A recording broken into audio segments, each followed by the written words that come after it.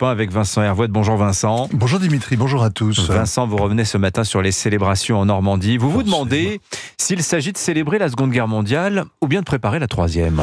En Normandie, on se met au garde à vous parce qu'il y a 100 000 tombes bien alignées dans les cimetières militaires, des soldats allemands d'abord, des Américains et presque autant de Britanniques, des Canadiens, et puis des Belges, des Néerlandais, des Tchèques, des Polonais, etc. Rien que des Occidentaux. Il y a aussi des Français, les plus nombreux, mais ce sont des civils victimes des bombardements.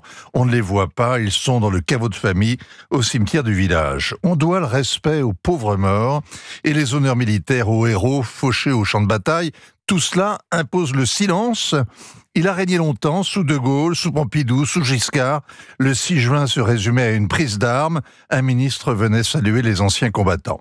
Depuis que François Mitterrand a lancé les commémorations internationales du débarquement, avec défilé de têtes couronnées et grands barnums sécuritaires, télé en direct, cours d'histoire accéléré, le 6 juin est le jour le plus long pour le protocole et les généralités pompeuses. Le silence, c'est entre deux discours. Le D-Day, on a célébré le courage, puis l'Amérique, puis la paix et l'Europe réconciliée, puis la liberté et la démocratie après la chute du mur, puis un peu de tout, mais surtout les participants eux-mêmes. Alors cette année, d'ailleurs, ils sont tous en campagne électorale. Mais Biden joue sa survie en novembre, Rishi Sunak, le Britannique, dans un mois, Emmanuel Macron risque un désaveu dans 3 jours, comme tous les autres dirigeants européens. Volodymyr Zelensky, lui, a fini son mandat, mais il continue à régner, il est comme le roi d'Angleterre, il est hors jeu. En fait, le 6 juin est la réunion de famille des Occidentaux, c'est-à-dire des Européens avec leurs grands cousins américains. L'Asie,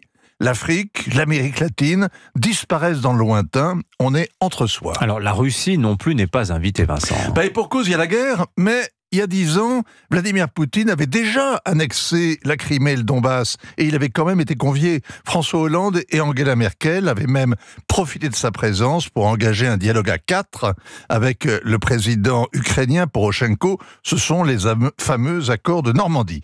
La guerre qui change tout, ce n'est pas le conflit territorial aux confins, c'est la nouvelle guerre froide qui oppose l'Occident aux Russes, soutenu par les Chinois, les Iraniens, les Nord-Coréens. C'est la fracture du monde que l'invasion russe a précipité. Ce sont les combats à sa porte qui ruinent l'Europe. Vladimir Poutine n'est pas là, mais son fantôme hante les conversations entre Joe Biden et Emmanuel Macron. Il refuse de laisser le Kremlin l'emporter.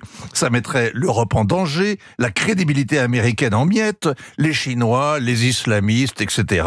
en profiteraient. Le monde serait encore plus dangereux. L'Élysée a l'ambition d'être à la tête d'une coalition de pays prêts à envoyer des instructeurs en Europe, en Ukraine.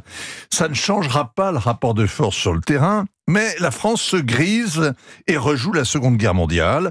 Joe Biden, lui, redoute la Troisième Guerre mondiale et il n'enverra pas un homme sur le terrain. Il faut donc que l'armée ukrainienne tienne le choc, parce que d'ici l'élection ou non de Donald Trump dans 5 mois, ni la Russie ni l'Ukraine n'ont intérêt à négocier. Les Ukrainiens vont continuer à creuser leurs tombes. Leurs cimetières seront bientôt aussi vastes que ceux de Normandie, mais personne n'a envie d'aller y faire des phrases.